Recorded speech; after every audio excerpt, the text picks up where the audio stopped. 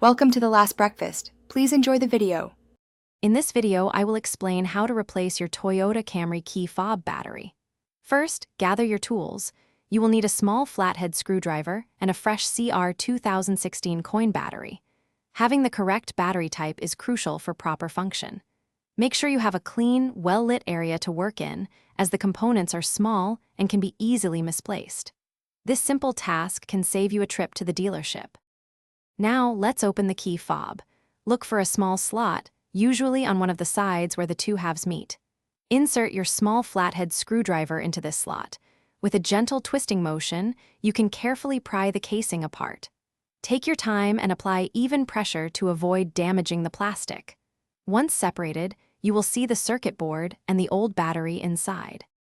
With the key fob open, it's time to replace the battery. First, observe how the old battery is oriented. Typically, the positive side faces upwards. Use your small flathead screwdriver to carefully pry the old CR 2016 battery out of its holder. Now, take your new CR 2016 battery and insert it, ensuring the positive side is facing up, just like the old one. Finally, let's reassemble and test your key fob. Carefully align the two halves of the casing, making sure they fit together perfectly.